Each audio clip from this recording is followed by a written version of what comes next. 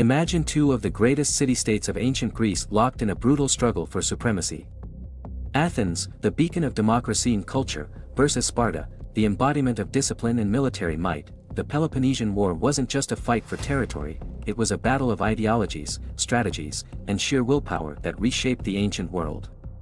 But what drove these once allied cities to destroy each other? And how did their rivalry change history forever? Let's uncover the epic story of Athens versus Sparta, a war that echoed across centuries. The story begins in the aftermath of the Persian Wars. United against a common enemy, Athens and Sparta had fought side by side to defend Greece. But as the Persian threat faded, cracks began to appear in their alliance. Athens emerged as a dominant naval power, using the Delian League to build an empire and amass wealth. Meanwhile, Sparta and its Peloponnesian allies, suspicious of Athens' growing influence, saw their independence threatened.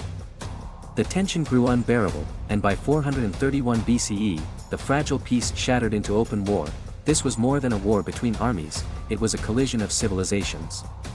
Athens represented democracy, philosophy, and the arts, flourishing in what we now call its golden age. Sparta, on the other hand, was a militaristic society, valuing strength, order, and discipline above all else.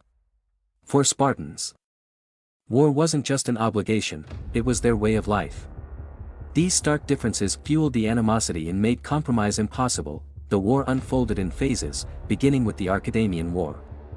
Sparta, under King Archidamus II, launched repeated invasions into Athenian territory, burning crops and villages. Athens, under its visionary leader Pericles, relied on its superior navy, launching raids along the Peloponnesian coast and retreating behind the city's long walls. But the strategy came at a cost.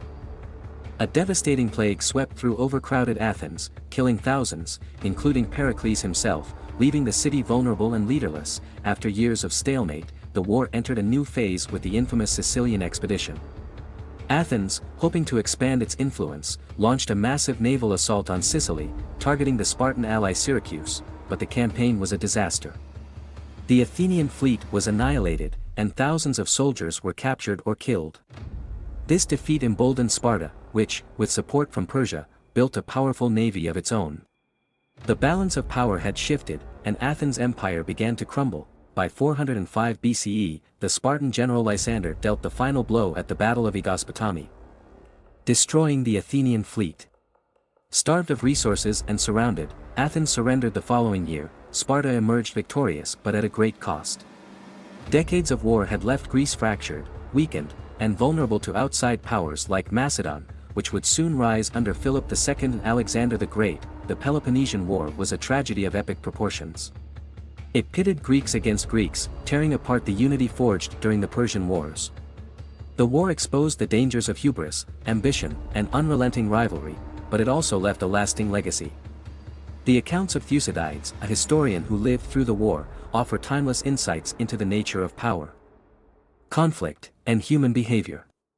His writings remain a cornerstone of political and historical thought, teaching us lessons that resonate even today. The Peloponnesian War reminds us of the cost of division and the fragility of greatness. It was a war of heroes and villains, of triumphs and tragedies, whose echoes still shape our understanding of history. What do you think was the most significant lesson from this epic conflict? Share your thoughts in the comments below, and let's explore history together. If you enjoyed this deep dive into the past, like this video, share it with fellow history enthusiasts, and subscribe for more stories that bring history to life.